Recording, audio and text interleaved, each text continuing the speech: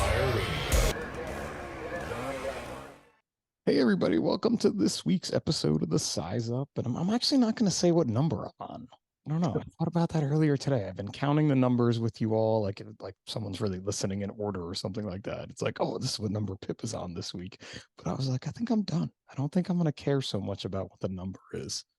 Not that I cared before, but I don't know. It's just more of my rantings. But, here at the Size Up, because what you do off the job matters, is another great week. And my guest actually is not really on the job, which is kind of not interesting for me. I've had some folks on before who have nothing to do with the emergency. Well, he does have something to do with the emergency services. I shouldn't say that. Just a different end of that service, a little down the road. You don't necessarily need him on an ambulance, although he probably could do that. I'm sure he's worked some sidelines some places, but done that. It's a good friend of mine who I was very fortunate enough to, it's just when paths cross in my life. Dr. Sean Rockett, what is happening today, Doc? Oh, I'm just happy to be here. Excited to talk to you about helping some of the brothers out and sisters out there.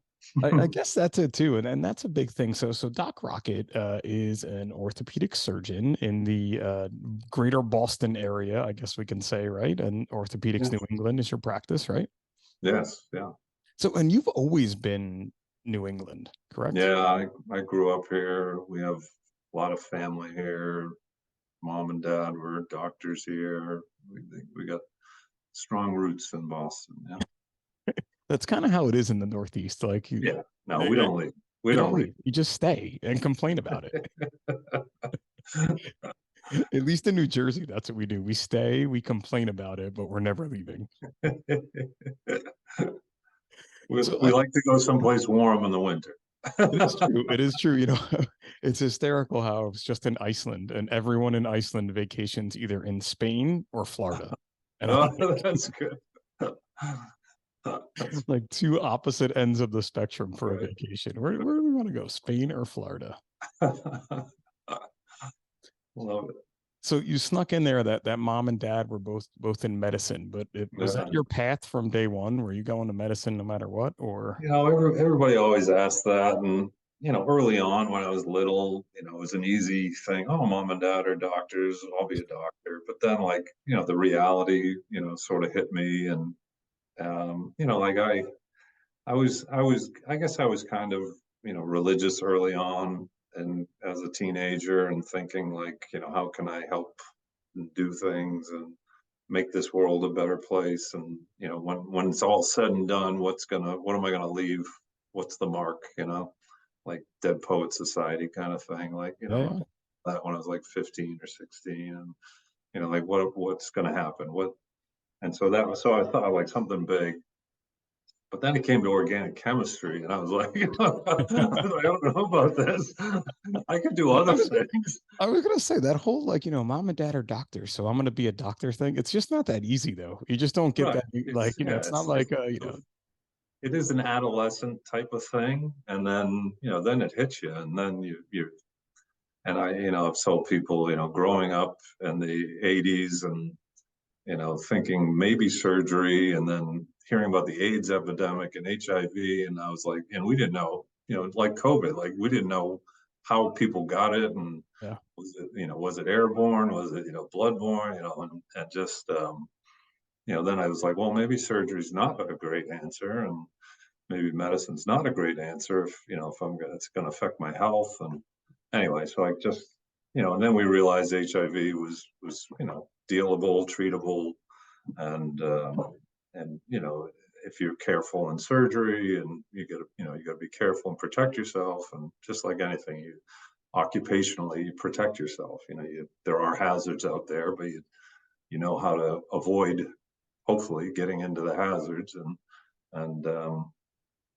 So then I just started approaching it and getting further and further and saying, it's manageable and it's doable and I can do it, and I've seen them do it. And it just sort of, hurdle after hurdle, I just kept going over one hurdle after the other and saying, until, sports medicine came along, and I really loved sports medicine and orthopedics and the anatomy of the body and the extremities and the arms and the hands and the muscles and all this stuff. And it really just, then it became like, it's sort of, you said, like, this is fun. Like, this, I enjoy this. Like, now I'm enjoying it. Like, it wasn't definitely an evolution. It wasn't like, I'm going to be an orthopedic surgeon from age 6. It was an evolution of a decision, which became a mature decision. Yeah. I feel like too, you get to a point in your life where you have to say everything was that evolution, right? Because as much as I knew I wanted to be a firefighter because my dad Yeah. was a firefighter and that's what I Right. wanted to do, but that Yeah. whole path to get me to being a firefighter, I learned so much along the way, and I'm Yeah. still learning along the way with 20 years on the job, just like Sure. I'm sure you are now because of how many advances there are in medicine. Yeah. Yeah. I know you're always learning, always trying to get new information, and but yeah, but I think the big picture was their inspiration, mom and dad's inspiration was just, taking care of people. Like I'll get texts on weekends like, hey, my son hurt themselves, and mom and dad would literally have people over to the house. Like they would come over to the house when they were hurt or injured or needed help. And I saw that, and God bless Rhonda, my wife. Like she's like, well, is this becoming a clinic here? Are we seeing people on weekends here now? Or so it's just sort of like, I just do it. I know that people are, when they're hurt, they're worried, they're nervous, and I just put myself in their shoes. Like they want to see somebody and they're nervous and they can't wait, and I understand it. And as long as it's, I'll be good. I'll put up boundaries, like, oh, it's my daughter's birthday. Like I can't, You can't can't see come to you the right house today. now. We're I'll having see a you party. Monday morning or something. Yeah. That's a whole new thing too, because you said like for mom and dad, people would be coming to the house. They would bring whomever, they would come to the house to see them.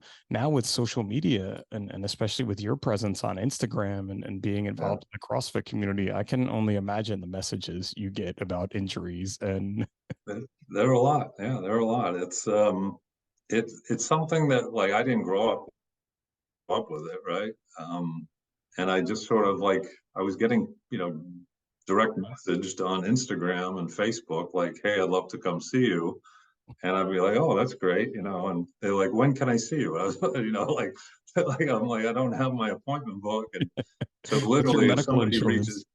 somebody reaches out to me, I have my secretary's email copied, and I just cut and paste and say, please email, Tracy.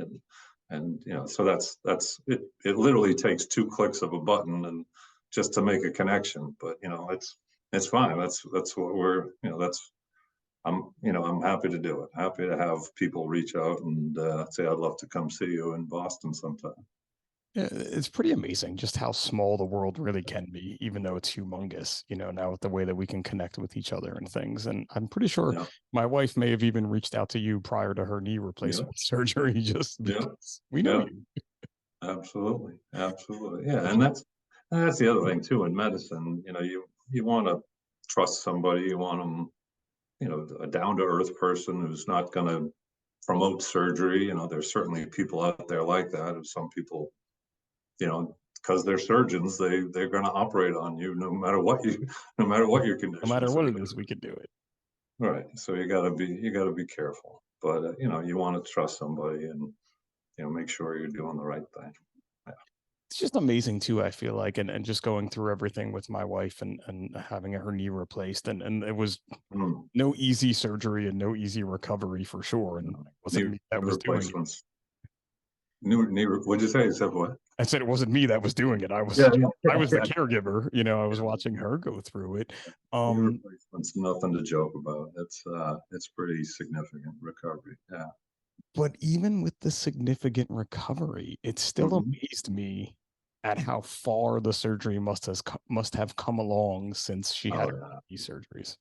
Oh yeah. No, we used to, like, the incisions used to be, like, Yeah, big, and now we're getting them, smaller and smaller and less muscle and minimally invasive. And yeah, and I used to joke in residency, I used to joke about sending people home the same day. Like, 30 years ago, 1999 was residency. So, 25 years ago was, I was like, oh, someday, we're going to be sending people home after knee replacements. And people would go, oh, you're crazy. Like, it's, yeah, but we're doing it. Yeah, we're sending people home. They're getting these nerve blocks that keep them comfortable. And, we found that, like, when we admitted people to the hospital, we're really not doing much for them in the hospital. It's all about just the weeks that follow, the rehab and the PT that follows. Like, when they're in the hospital, they're just getting pain medicines and that's it. So we found that we actually can get people home safely without having to come to the hospital. It was definitely an experience. I can tell you that much. And even when we knew what was going to happen, that she was going to come home and they're telling us, oh, and it'll be like this and it'll be like that. Yeah, Her yeah, being a PA, me being a medic, we have these ideas, but yeah. like, man, we're really going to bring you home today. And we did. How was it? How was her pain? Was it all right? Oh, it was 100% fine until the nerve block wore off. Just like they say, it's, what was it? 20, I don't know, probably 24 hours. Yeah. maybe a little more, 28, 32 hours later. And then It wore off. Was it controllable? Was it like white knuckle sweaty, or was it like 4 out of 10, 5 out of 10, or I'd go more with like a 7 or 8 out of 10. 7 or 8 out of 10? Yeah, she was Uh, having some pain, but again, she was able to work through it, good. and we knew it Yeah. was going to happen. And then Yeah. each day got better, and then each week got better. And Mm. you also have to think of the ladder in something like this that I don't think a lot of people think of. Like, do you want to be in the hospital? Like, would you like? She didn't want to be there. She wanted to be home on her couch watching Game of Thrones all day. Yeah. No, you get your own food, which may or may not, depending on the hospital food, whichever one's better. But yeah, no, they've shown that, it's there's definitely a higher infection rate when you go into a hospital Yeah. or to a rehab. A lot of people will say, like, oh, I got to go to a rehab, like, and they're young and they're healthy, and I'm like, no, you don't want to go to a rehab. Like, it's not, we built we have a surgery center now, so that's one big thing. But I've done in the past 2 years 300 joints, and they've all gone home same day, and no one's bounced back, and it's been good.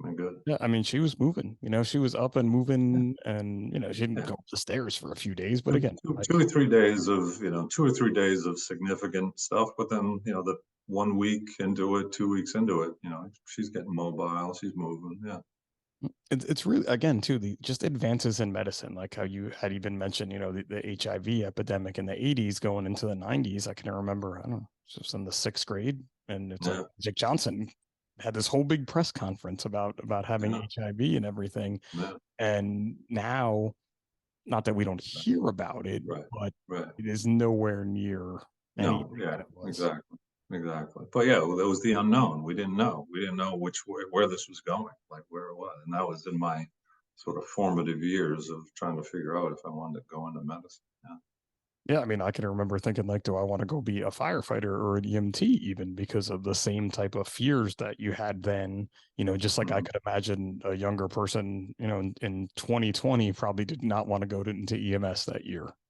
Right, right. Yeah, we didn't know. I mean, who knows? We didn't know. We didn't know how severe it was, how bad it was. Washing groceries, like we just didn't It's know. hard to remember all the stuff we didn't Right? know and Remember what that? we did to combat that until Yeah, you bring it kind of back up again. And it's like, yeah, man, but we still come so far. And I think that's the cool part, at least for me with medicine, is just being able to understand things and then learn new things about the body and the potential for what it can do. yeah. No, it's huge, huge healing potential. Most of which doesn't need surgery. When you have an injury, most of the time it's rare, and not rare, but people say, "Oh, you must operate on everybody." Like, if I have 100 people, 90% of them are not operative. They're non-operative, so it's only a small percentage of people that actually need surgery.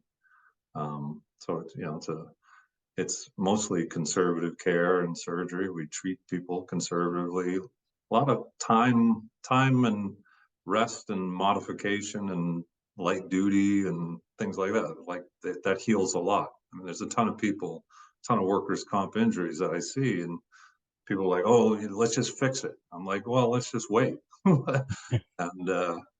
so it definitely, my perspective, somebody comes in, they're hurt, they want to get back to work and they want to get going. But sometimes you need a surgeon's perspective where, when not to operate. You got to know not to pull the trigger because this is most likely going to get better on its own. So sometimes I'm arguing with patients like, no, you don't need surgery. It'll get better. I always found that amazing when people are like, yeah, my shoulder's really been giving me trouble. I think I'm going to go get it operated on. And I'm like, why do you want to go get it operated on? That's like the last thing I could think of wanting to do. Right. Exactly. Yeah. I'll have a sheet of commonly asked questions and I'll go through, like somebody wants surgery or is pushing for surgery. I'll say, okay, let's go to this sheet. Like, when can you drive after shoulder surgery? When can you, how are you going to sleep? When can you go back to lifting a coffee cup or a dinner plate? When are you going to be able to lift up a gallon of water? Like, and they're like, oh, wow. Like, maybe I'll hold off on that. So That oh wow moment of this really isn't going to be good. And right, I'll say, like, it might take 2 months to get better. Like if you rest and like let this heal, that's 2 months of rehab. That's not bad. Like compared to 5 or 6 months of rehab, that's different. Like from surgery, that's a lot different. and weighing the risk factors of surgery, because obviously there's a multitude of risks, even as surgery's gotten better and nerve blocks, Yeah, no sure. anesthesia, but you're still in a risk for infection, you're in a risk for complications.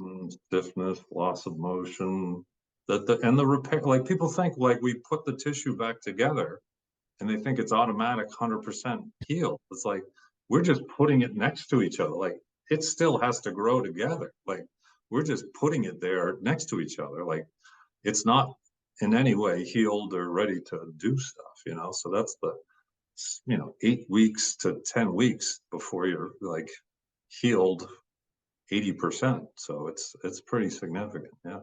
And there's pain involved in the healing process of that tissue joining back together as well.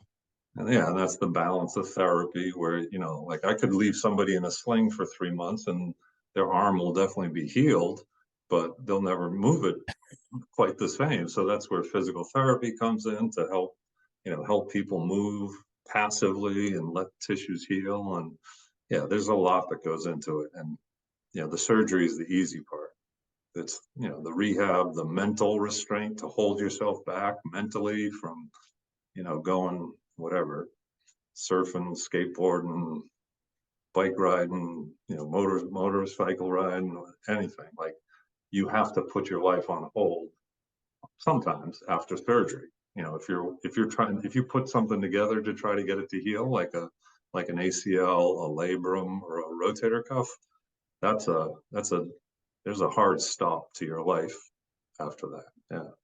Yeah, and what you can do and what you want to do. So then you go into that mode of I can't do anything, and then because we Yeah. experience And this that's where sort of sports medicine comes in, like where you gotta, like you can ride a bike, a stationary bike, like you need to get your blood flowing. You need endorphins. Like, and so yeah, stationary bike, walking, air squats, stuff like that.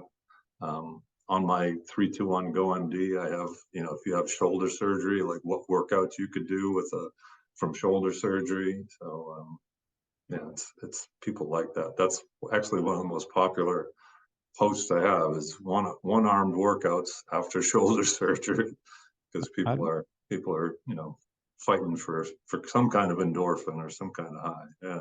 yeah, because you're just stuck. I mean, that was again what I had to see with Tracy kind of happen, where it was just like she's just stuck on the couch. Like we were moving, she was up and moving, and she was doing things, but it wasn't, working out with us in the garage or any of those types of things. And then being taken out of her regular life, being taken out of going to the hospital 4 days a week and seeing patients and seeing other people that weren't just me and the boys. Human interaction, right? Human interaction. Yeah.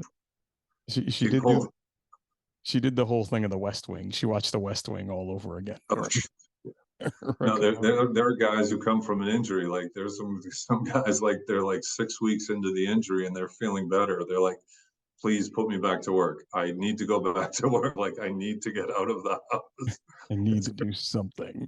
Yep, you're going back, so it's yeah, social interaction. As we saw in COVID, social interaction is pretty important.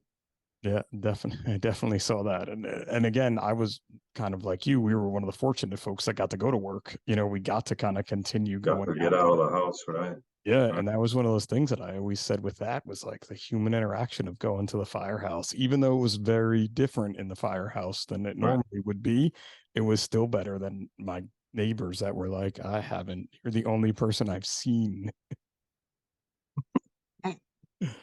Human. And you don't think about that though with surgery that you are losing, even people that maybe don't like their job so much, you're still losing that interaction, and it's not going to be easy for you mentally to get through that. Yeah, definitely. So with sports, and we'll kind of get into your sport of choice in a little bit, but were you always a sports guy like growing up? Were you a Yeah, that was sports? my identity. I was a big sports guy. I loved playing. I had three brothers. We grew up next to four other boys in the family next to us, and it was just, sun up to sundown, basketball, football, baseball, soccer, everything. Like, we just did everything. Um, and then, yeah, in high school, played, football, basketball, baseball. College, played football and baseball, and then it ended. No, but then I kept it going. Then you realized it wasn't going into the NFL or into Yeah, yeah, yeah, baseball, yeah. so time to do other things. Yes, time to do the other side of the brain. Yeah, yeah, But it's cool though because you have that background of being an athlete, and yeah, of kind of understanding the athletic mindset and understanding, the injury. yeah. I got hurt. I got hurt a bunch. Yeah, back, broken bones, shoulder, subluxation, knee stuff, meniscus. I had it, and it's good. And unfortunately, it puts you in a position where you can see the other side. So when you see the other side, when you know what someone's going through, when you know an athlete and how much they care about their sport, and how much it can be your identity. And if you take that identity away from somebody, it's tough. And I get it. And I think I do a pretty good job at when the high school kid or the college kid comes in and try to brace them and tell them this is temporary. This is not the end of your career, your season, or anything, or your sports for the rest of your life. Like, you're going to have this, and you just need to take a pause, and we'll get back to it. Which again goes back to that helperness that you were looking to do in life anyway, especially with a younger athlete, because again, just comparing it to my wife, that's where her problem started was as a younger athlete. She had knee Yeah. surgeries, Wow. ACLs, MCLs, and Oh boy. an eventual replacement after, stuff in college. And now I'm not going to Wow. say how long out she is for this, Yeah, but yeah. time for that. But she was able to play throughout her entire college career. Oh, that's great. Yeah. And I think those are the things that are also another important part of your job that a lot of people don't look at. Yeah, no, there's tears, there's high school kids and they're crying, and boys and girls both equally crying, everybody's crying. And it's, you just have to, and I see it and I just get it, and I know what they're going through, and and I know there's anger, and they're pissed probably at me. Sometimes they're pissed at me, and I remember, and I just say, I know you're angry, I know you're upset, but we just I'm trying to protect you, I'm trying to help you, I'm trying to do the right thing for you, and you'll see it someday. Like some of the games athletes, the CrossFit Games athletes, these guys, they get hurt, and I'll tell them, you really don't want to push through this. Like, it's not a good idea. And there's a lot of pushback sometimes, and there's a lot of anger. But if push comes to shove, they sort of get it, and it's a tough. They push back, which is, I expect it, and I'd be surprised if they said no. Like, if they just said, oh yeah, fine, I'll listen to whatever you say. Like, but I expect it. I expect the pushback, and but you just gotta. Sports medicine is protect the athlete. You have to protect the patient. And sometimes Sometimes it's protecting it from themselves. Right. Exactly. You're Even with protecting them from themselves. Yeah. you look at new NFL protocols, even with the tents on the sidelines, they bring them into the tent now. So nobody sees what's happening there, but it's because they're telling the athlete possibly some of the worst things they could be telling them in that tent. Right. Or even just yesterday in the Jets Buffalo game, they brought the ambulance out to the field again. Oh, I didn't see it. Oh boy, what happened? It was like a helmet to helmet type collision. It was kind of weird though, because another player went down and then this player went down, which was weird. He was standing and then he he was fell standing, over. then went down. Yeah, like fell over kind of. It was very kind of one of those scary moments that you see Right, that's like down. a worse. Yeah. And they brought the ambulance out on the field and they took him off, and you could see he was kind of doing the like tingling hand type feeling. But they said he didn't go to the hospital. They were able to see him there. But again, that ambulance coming out on the field, that's protecting the players, and in my mind, that's keeping them that, hey, this is serious. We need to really make this happen. Yeah, definitely. So you had the sports career and, into being a doctor by this point. When did CrossFit come into your life? In the same time it came into all of our lives, like when it just appeared out of nowhere? Yeah, when I was out of shape and looking to do something else, and Rhonda, my wife, was into it and got into it early with the Bergerons and CrossFit New England, and she brought me to her first workout, and the first workout was a Thanksgiving Day workout. It was a chipper, and it was like a 40-minute workout, and I like the one workout I was hooked. It was just, it was awesome. It was great. I was just getting sick of doing the same thing, and I love the variety. That's what I enjoy most about the variety. That and I would also play soccer, and I would play pickup basketball, pickup soccer, and then I realized I was getting tackles. People coming in slide tackling or pushing me under the hoop, or shoving me, or doing something under the hoop in a pickup game, and I was like, I'm in control of my body here, and no one else is pushing me or shoving me. And so, as the arthritis kicked in, and as my running started to get a little less and less, and I sort of still work out and lift weights and do CrossFit stuff. Yeah. It's one of those things when you hear people talk like, "Oh, you do CrossFit. It's the most dangerous thing ever," and I'm like, "There's no way." Like when you watch pickup basketball games at the Y, like I've been to, at working EMS, I can't tell you how many adult men's league games I do, or adult league games to take care of someone. And I think I went to a CrossFit gym once. Granted, I don't do as much EMS once CrossFit got popular, but same type of theory. Yeah, no, the number of Achilles, the number of ACLs, the number of ankle fractures is exponentially higher in these other sports. And when people say it's dangerous, they just don't know what is possible. Like it's you just don't that have saying. to go in and lift 300 pounds. Like you can lift whatever you want. It's just that thing, people always want to just, they hear something and they run with it. I was just listening I listened to the podcast Smartless a lot, and they had John McEnroe on, and he totally went off on pickleball. Like, like John McEnroe had a meltdown on the dangers of playing pickleball. I love it. He's like, people are rolling their ankles, they're blowing out their shoulders, all this stupid sport. It's not even. That's the new joke. Is like, oh, pickleball is more dangerous than CrossFit, right? Who would have ever thought? But yeah, I was dying. Like once, like the second he started going off, I'm like, oh, I feel like someone's talking about CrossFit here. Like, yeah. Oh, that's funny. Yeah, no, we see a lot of pickleball, a lot of meniscus, knees, ligaments, Achilles, ankle sprains. Yeah. I did not think that that we would divulge into pickleball being so dangerous. It's funny too, because in the fire service, it became like a thing to play pickleball in the firehouse in the house. Oh, yeah, cool. because there's enough room on the bay if depending on the firehouse you're in, obviously. And it's not exactly high intensity, but it's something you could do in a small space and kind of have some fun and get competitive with. So yeah, outdoor ping pong. It's pretty much it. I don't understand it. My kids bought a set because they wanted to play, and they play sometimes outside. And I'm like, that's funny. I'm totally out on pickleball there. I said it. I said it on the podcast. Totally. Controversial. John McEnroe. Listen to the John McEnroe Smart List episode where he just Okay. goes ballistic on it. It's classic. I'm gonna write that down. But I think too, one of the things, and I think this is a lot for a lot of us at least that got into CrossFit, was just that, like you said, variety, like looking for something different, and I love that constantly varied aspect of it.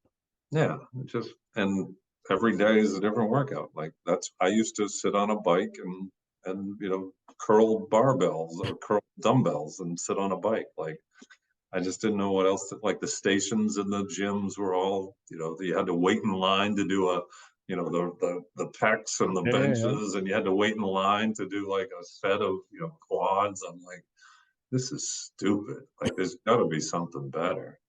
And with that too, while you were doing all those movements, like as anybody so if you're listening, Doc and I are actually doing the movements of being on a pec machine and things. If you're watching on YouTube, you're watching us. But when I more got into CrossFit, actually when I got into kettlebells before CrossFit, I realized though that all those movements I was doing, I'm like, yeah, I'm not going to be a bodybuilder.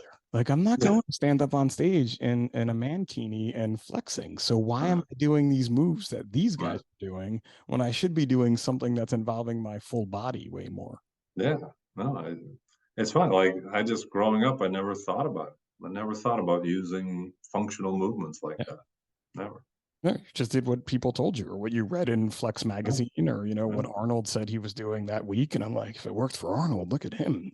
I can commando running with my shirt off like that if I do these moves. Like, who would have thunk it, right? I guess the most functional was aerobics. I used to do aerobics plus weightlifting. So that was the beginning of it. You were in there for it. And too, just I think the other thing too that hooked me on it was just like you said, the variety, but the fact that I can just use my own body weight in a great workout. I can use a sandbag, I can use a dumbbell. I don't know. I feel like, and you're a little older than me, so I'm gonna not make you're probably better off than I am. 56.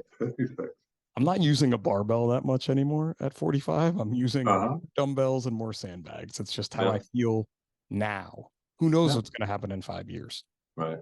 Yeah. No, I've noticed that. I've gone to a little more dumbbells than barbells. And like the other thing too, just the cardiovascular work from weightlifting, right? Like high rep weightlifting, like which in the weightlifting world is a taboo, right? You're not supposed to do 20 reps or 30 reps of a weight. 12 is a big number. 12 is a big number in weightlifting. Right? And you do 20 or 30 reps, like that is some of the hardest breathing you will do as a human being. Yeah. It's wild. And, just that concept of using weights as a cardiovascular exercise, crazy. It never gets better. Like I felt like when I was running, I got a little better. Like I was able to take some seconds off my mile and move forward. And the running, I don't want to say the running got easier, but I wasn't as gassed as much. And I still feel like sometimes I'll go out and I'll look up. I'm like, oh, it's what you're in like an 18-minute AMRAP, and you're like, all right, this got to be almost over. And you look up and you've done 4 minutes of work. You need to pace yourself better. As you get older, you pace yourself better. I still haven't learned that lesson.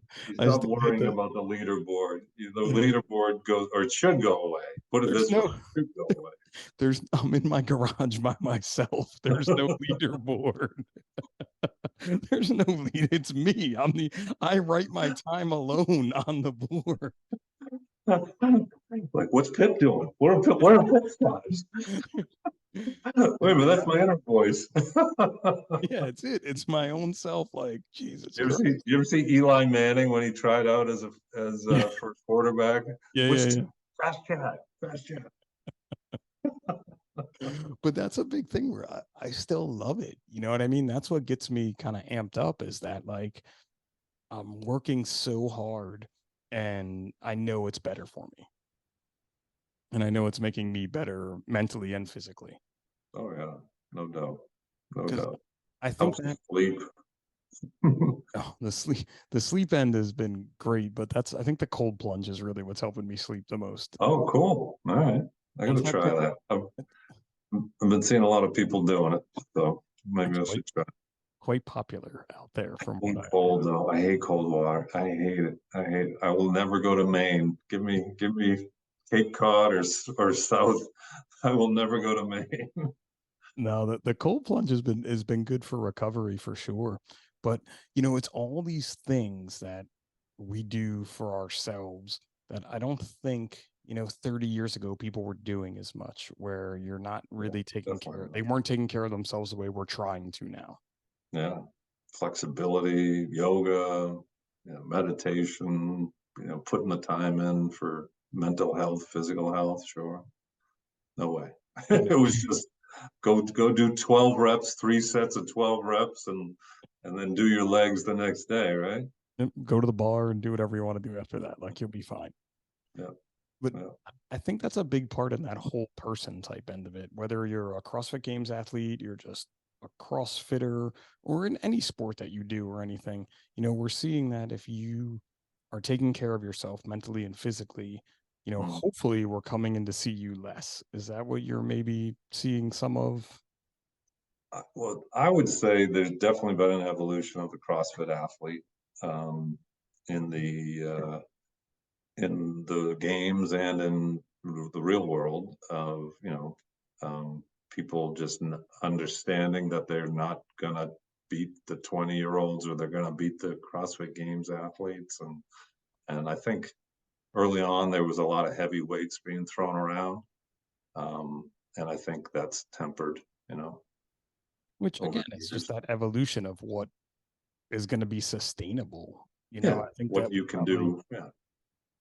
we probably saw too many people trying to be like a CrossFit Games athlete, let's say, not realizing that they are professional athletes. Well, At back then, no one was, right? So in the back beginning. then, Joe Schmo from next CrossFit gym over, could go to the regionals and could go to the games even maybe if they were good. And so I think they were, there were a lot of people out there thinking like maybe I'm a regional athlete, maybe I'm a games athlete, and then that has, the funnel has definitely narrowed over the years.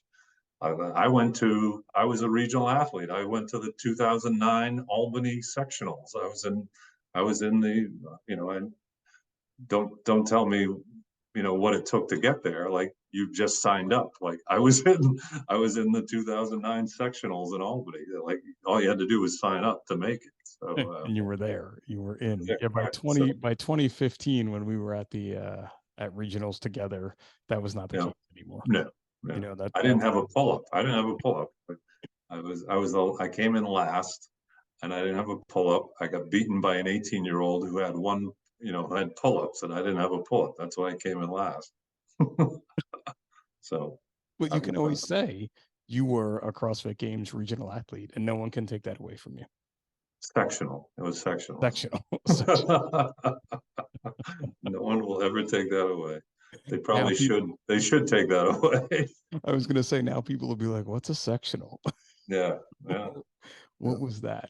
But you see this evolution, and I mean, I think it's a great thing for just being different. You know what I mean? Like having a different sport, the sport of fitness, and hmm what they're doing for it. They're still out there promoting it, and they're still trying to evolve. Like this year, I don't yeah, know how many different places you're going to be at for games this year. yeah. It's going to be interesting. We're getting the schedule. We don't know.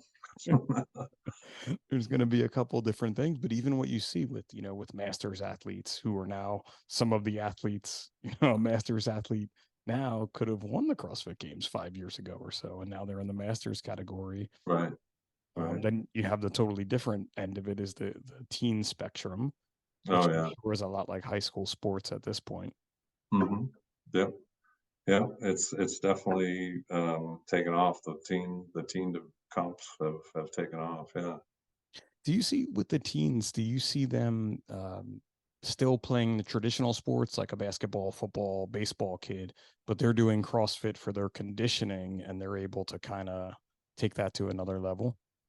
You talk about the teens at the games. Yeah. Teens at the games I don't think they're doing other sports, un, which is unfortunate, Yeah. right? Um, there's definitely guys who are using CrossFit for their off season, which I think is great.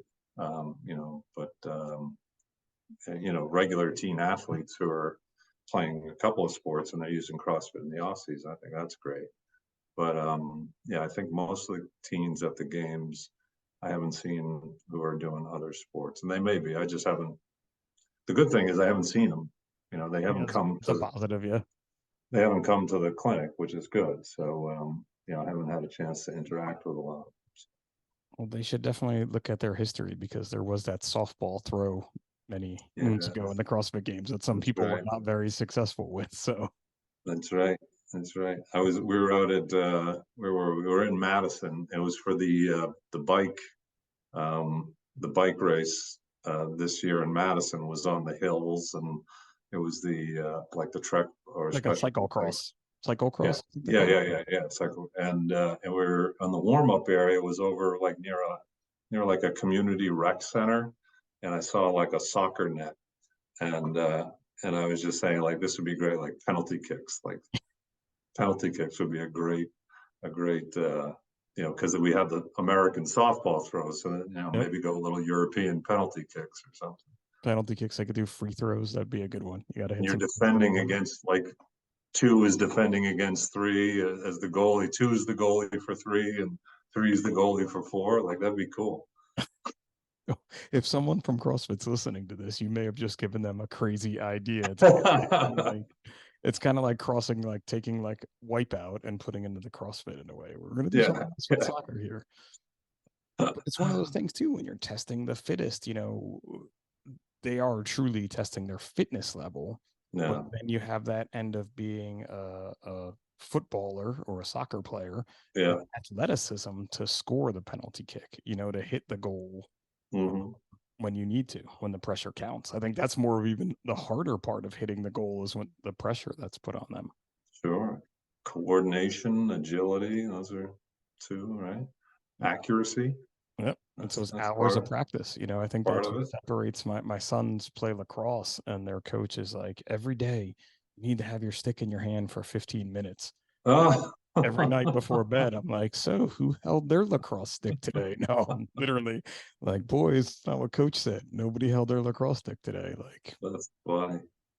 But I do see that as being a thing where, that's what's separating, an athlete from a professional athlete, let's say, is that dedication to the craft.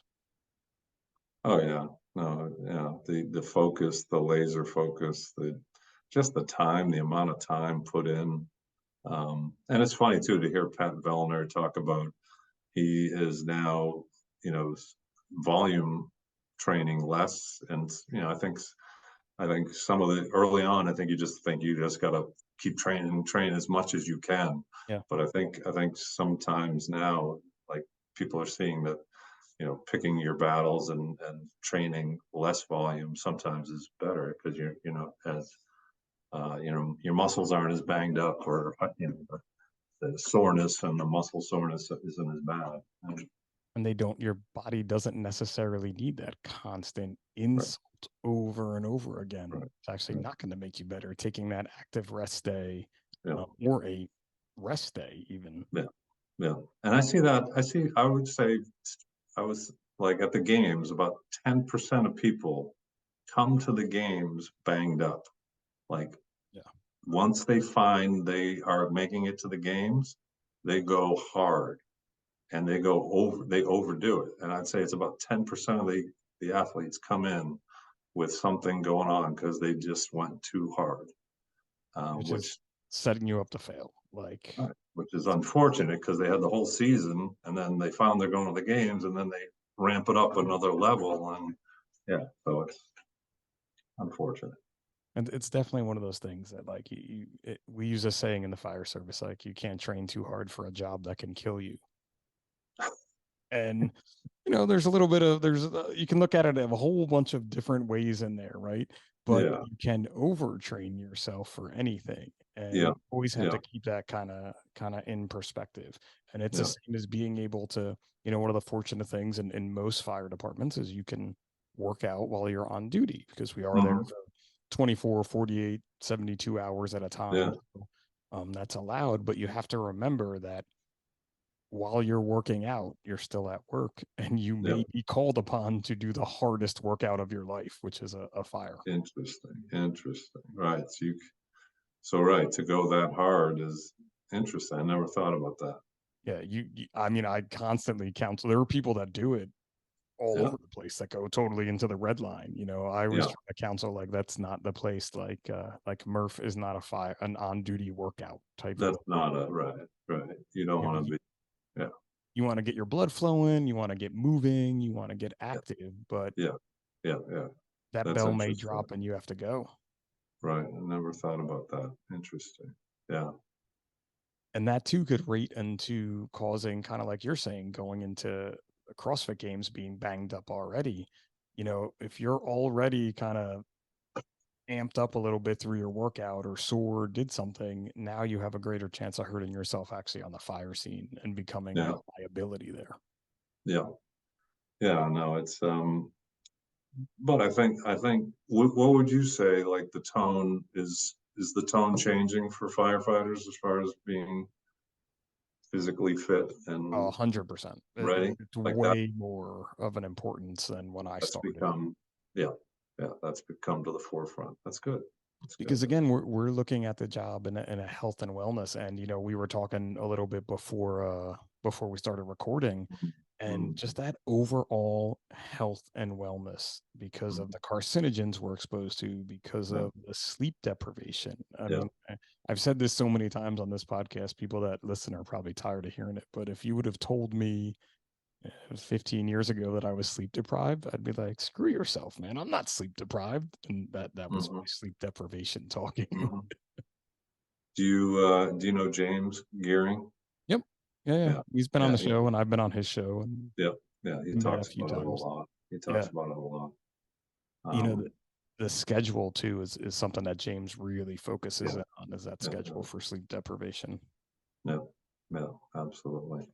Um, yeah, no, it's and like medicine too, and residents and surgery. Like, no one can function well 36 hours into a shift. Like, it's Yeah. just impossible. Like, we've proven that, but still it happens sometimes. And yeah, And you'll but have people say too, like, oh, well, you worked, but you didn't go on any calls last night, or you only went on one call last night and only lasted 10 minutes.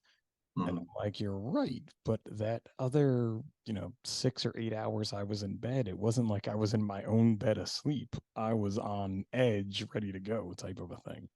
yeah, yeah, And it's the same yeah, as a resident, someone in residency, they're on yeah. edge the whole And time. then, yeah, sometimes you come back from the emergency room or come back from a fire and you can't go to sleep.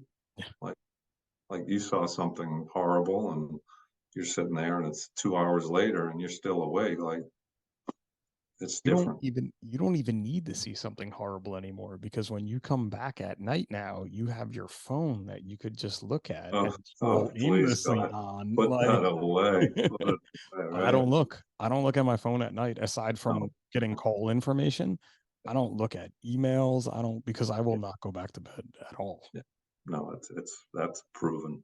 That's definitely been proven. Yeah, And you could probably, I mean, obviously in your time of residency, it wasn't a thing, but now I'm sure yeah, residents yeah, are doing the same thing. If they're on an on-call schedule, they're just, oh, let me scroll a little bit. And the next thing you yeah. know, 2 hours later, you missed that We chance. had the beeper. We had the damn beeper. Oh, so loud, so loud. But And then there there were were times where you didn't hear it. You had a beeper and you didn't hear it. You slept through this earth-shattering beep, and it was like, how could you do that? It was, you know, were you in the call room with other people though? So like someone else's beeper would be going off and you'd be like, no, usually, no, thank God, that would be horrible. Usually it's an isolated call room. Yeah, gotcha. yeah, that would have been miserable.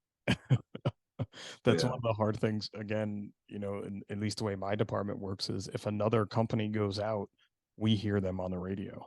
Our Uh, alarm goes off, our lights go on. oh no. Yeah. Oh, But oh, it's just like you were saying, evolutions with medicine, now in newer firehouses, there's ways to set uh set your room so it's only your company that gets toned out, or depending on the department you're in. But yeah, Okay. Oh, cool. And yeah, and I think like we're now having meetings, and I think as I'm getting older, I'm like my tolerance for this is like going down. Like I'm being vocal.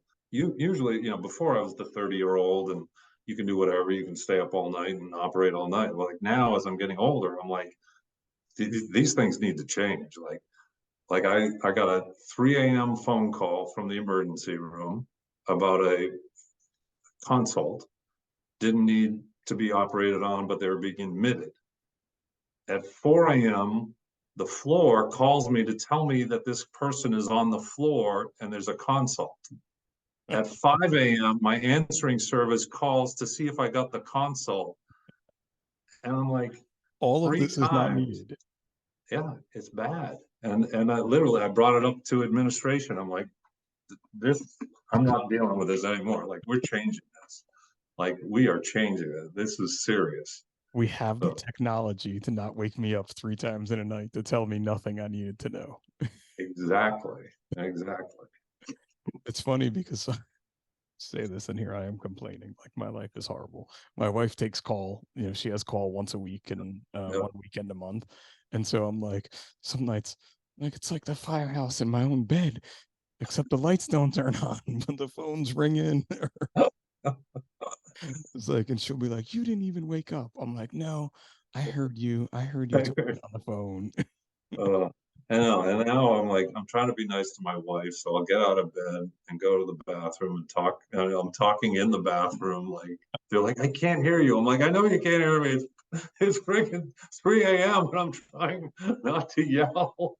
And you're telling me about nothing I need to know about. Do I need to come in right now? Right. No, but we don't need to talk right now.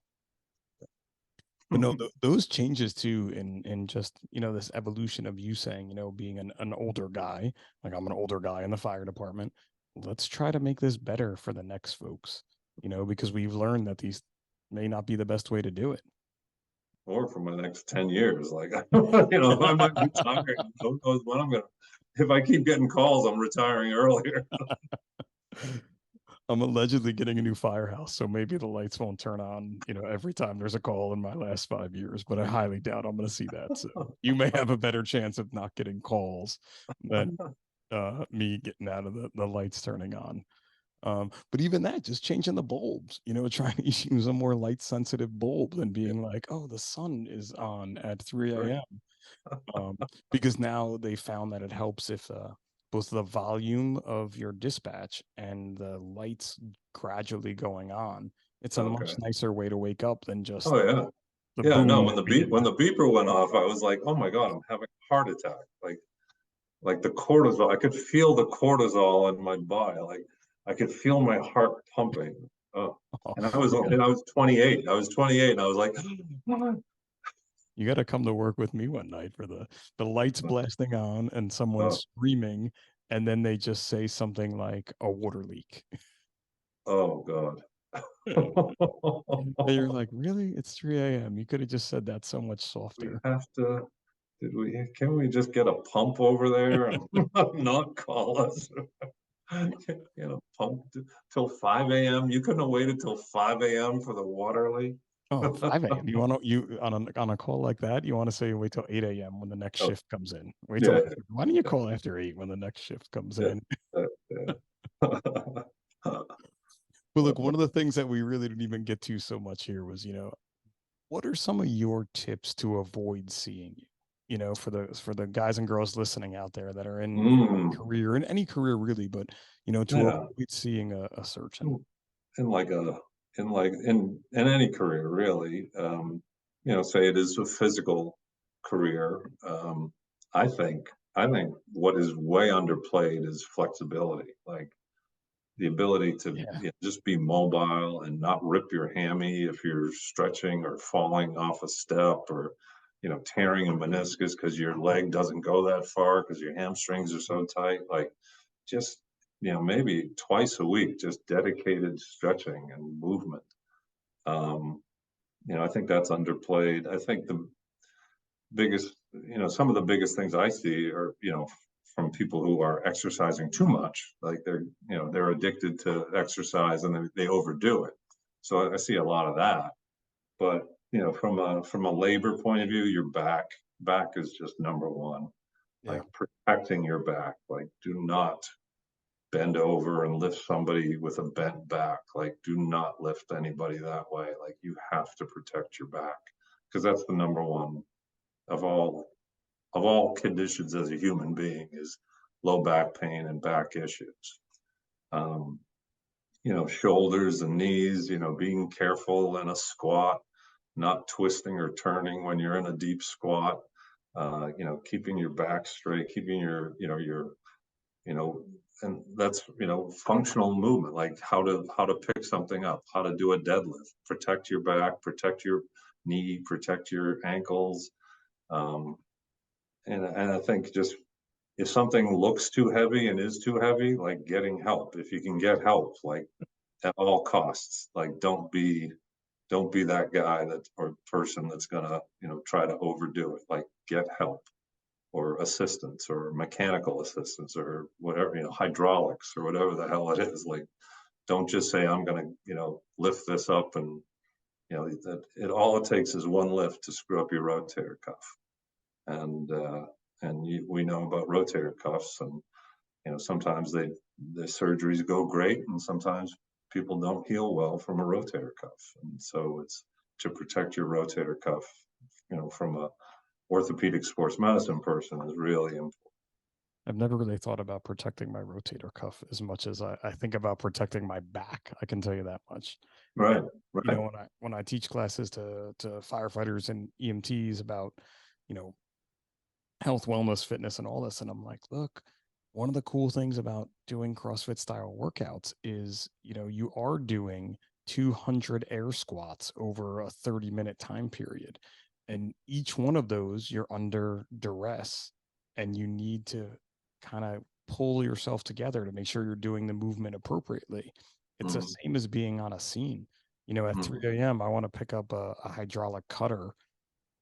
I'm not always thinking, oh, let me squat down and use my quads to do You're this. just I'm just gonna going to go bend grab over and it, pick it right? up. Yeah, exactly. Force a habit. Twist and try to pull it towards you, right? But having that like recall of practicing it in a workout, heavy deadlifts in the middle of a workout, I really have to think about like bracing and bending appropriately. Yeah. It's the same as picking a person up at 3 a.m. from a fire or something like that. Yeah. Or, onto a stretcher, like adjusting the height or getting your body in the right position. Like just because, if something's non-emergency, and take the time to get your body in the right position, like so you're not bending over a table and like when we move somebody from the operating room table, like some nurses, they'll leave the stretcher railings up and they'll try to somebody with the stretcher railings up, and I go look, I'm like, how long? I say, like, how long do you want to have your career for? Like, put the railings down, tell everybody to wait, move your body close, pull with your shoulders and your back, like don't reach. Like it's just, taking the time, like we're taking care of people, but like you got to take care of yourself. Like 100%. you can't put yourself in a bad position. If something's not an emergency and it's not life or death, you can't put yourself in an awkward position just because somebody else is in a rush or whatever the hell. I've seen so many people in the in-hospital environment reach to pull Oh, a person over horrible. instead of. But then I've also seen the smarter people, like let's say, I am short in stature, but a smaller size nurse climb up on the bed, heal and bring that person towards them, which is such a safer way to lift, to save your back, because I know in nursing, back is probably the biggest injury. Oh, absolutely. Yeah. So, but yeah, it's just one of those things. Like if you can, whatever you can do to keep yourself safe, take that extra couple seconds to protect from seeing you, I think that's probably going to be the best advice you can give to anybody. Absolutely. And starting out in your career as a younger person, you can definitely do a little bit more than the older folks come. As you get to be older, you start to realize like, can't do it that way. Yeah. Right. You get away with a lot as a 20 and 30-year-old, more more than the 50-year-olds. Yeah. For sure. I'm holding the railing going down the stairs at 3 a.m. now because I'm that guy. Oh, geez, yeah. When I started, I was sliding the pole and running down the stairs, and now I'm holding the railing and walking down the stairs very carefully. That's funny. It's amazing too, things that you wouldn't even think about. Like for me too, being shorter, my right shoulder was killing me. I'm sorry, no, my left shoulder was killing me a few years ago. Mm-hmm. I realized that's how I pulled myself into the rig. Oh, right. So I'd put my foot on the step and then grab pull the yourself bar up. and pull myself up, and was like, dude, this is bad. And lots of mobility work and having someone work on me for a while really kind of cleared that up, and me paying more attention to how I get into the apparatus now. Oh, cool. How do you get up now? So I switch. Well, so recently, I've recently been riding on the Chief's car because my Chief had rotator cuff surgery, coincidentally, and has been out for the past 6 months. So I've been riding on the car and not having to worry about it. I go back on Thursday. I'm going back to the ladder. Cool. So I probably have like a good 6 months of I can use the same arm until it starts to hurt again. Love it.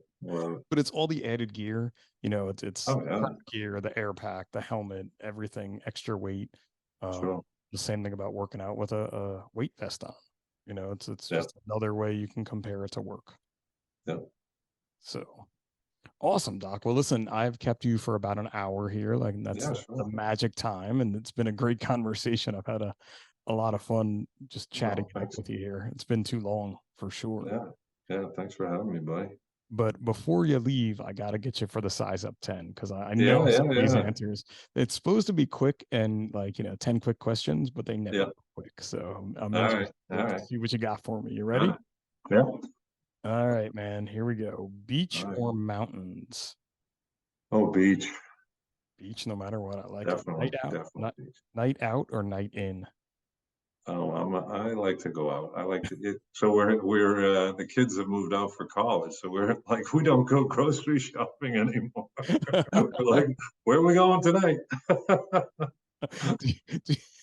Do you know all the servers and bartenders at your local places? Yeah, like they know you. We're getting there. Good for you. Good for you. A good book or a good movie? Ooh, I go with. I guess I don't know. Tough one. I go book. I like a good book. Yeah. Nice. Cross-country road trip. Who is your celebrity co-pilot? Wow. Celebrity co-pilot. Who would I like to talk to? Living? No, anybody. Living, dead.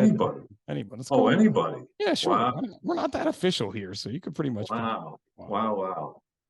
I would love to have talked to some of those World War II guys. Some of the like a Dick Winters from Band of Brothers. Well, like that, or like literally like what was going on, like FDR or Winston Churchill, or just Churchill's a good one. Like Eisenhower, D-Day. Like I love that stuff. It's just just hearing about that stuff. That'd be great. I like it. We just added a new category because now it can be celebrity living or dead co-pilot. This question keeps getting longer because it wasn't celebrity in the beginning, and everybody's like my spouse, and I'm like, this answers. It's a waste of a question because I would have to say my spouse, and then I had her on the podcast and she didn't say me. So. Oh Jesus. I love it. Do you make your bed every day? Oh God, no. My wife goes, "How are you a surgeon? I don't understand." She goes, I go, honey, I turn it on. I'm not always on. Like I turn it on. Like it doesn't. It only happens after I wash my hands and hold them in the air. Like that's everything else. I'm not doing that. Oh, it's funny. $1 million right now that I don't have, or you go back to 18 years old with a redo. With a redo? Yeah, so you can redo whatever you want. Yeah. I'll take. Or you take $1 million now. Take $1 million. I'll take $1 million. I like it. That seems to be the popular answer for that one. Is it? All right. Highways or back roads? Ooh, back roads. Nice. A bucket list place to visit? Australia is up there. Nice. Want to do that? I'm hoping to go in the next year. Hopefully. Cool. We'll Cool. see. Oh, this is a good one for you. All right. Football or football? Soccer. No. If that's what you want to call it, you could call it that. I like football. Regular American pigskin football. American football. Yeah. American football. All right. Last one. The best advice you could give to your younger self? Oh, wow. Wow. I was pretty hard on myself, I think.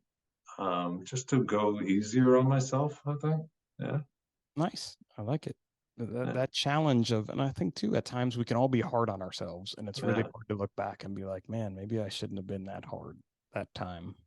Right. Like the grind, the push, even though it got you where you are today. Right. That's the hard one. Yeah. It's a conundrum. So Doc, where can everybody find you? Because you did mention the 321 Go MD. Yeah, I'm in Boston. I got an Instagram 321 Go MD. I got a Orthopedics New England is our website or our practice. So you can, if you want to request an appointment there, you could DM me on 321 Go MD. He's going to refer you to his receptionist. I got a new YouTube channel where I send videos to people after for their rehab, because I know when I talk to them just from going through surgery that they have no idea what the F I just said to them. And so we have it on YouTube because we also know no one reads instructions anymore. True. So I send them the YouTube video, and I just had my knee scoped. So I was sitting at home. I'm like, I'm going to have post up instructions on YouTube. So I made a YouTube channel called Sean Rockett MD. Nice. I will have my sons check that out because they basically have learned everything in life from YouTube at this point. I've done nothing to teach them anything. It's all YouTube videos. But yeah, I've specialized mostly in shoulders and knees and sports and joint replacements too. And so happy to see anybody if they're in the Boston area. Awesome, Doc. Well, listen, I do appreciate your time. This has been a great hour, and we're going to have to do it again sometime. We're going to have to get together and make something happen. Sure. Thank you, buddy. Awesome, man. Well, listen, thanks to everybody again for listening. As always, thanks to our sponsors. And as I say each and every week, this is Pip from the Size Up by National Fire Radio, because what you do off the job matters.